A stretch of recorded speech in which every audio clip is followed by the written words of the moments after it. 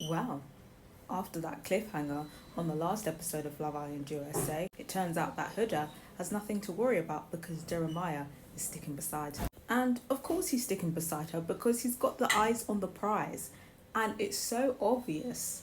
And then, to top it all off, he actually let it slip that he's in it to win it with Huda. He said, you and me are going to make it to the end and win this.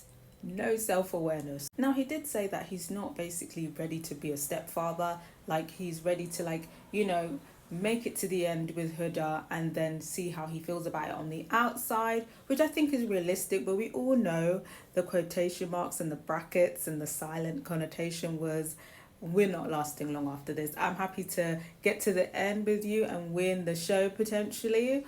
But in terms of, us progressing outside, now that I know that you're a mother and you have a whole child, 6 months max. Once the cameras die down, Jeremiah is also going to disappear. Speaking of stepfather, the actual father has stepped into the chat to let everybody know that he's not a deadbeat because he feels like the way Hood is speaking is making him look like a deadbeat, and he wants to let everybody know that he's actually involved in his child's life. Just wanted to add that there.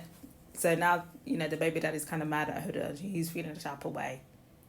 But what do you guys think? Do you feel like Jeremiah is being genuine? Do you feel like he's open to the situation? Or do you feel like he's just sticking beside Huda because right now Huda is his meal ticket to potentially winning the prize? And also, did we peep that Huda basically told him to not spread this further, aka to the boys?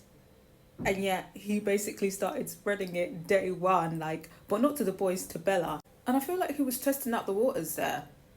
But yeah, he's definitely going to let that slip before Huda decides to disclose it to everyone, I think. And that's very much messy, and that very much proves to me that he's unserious and he's just doing what he's got to do to get to the bag. But I got to hear from you guys.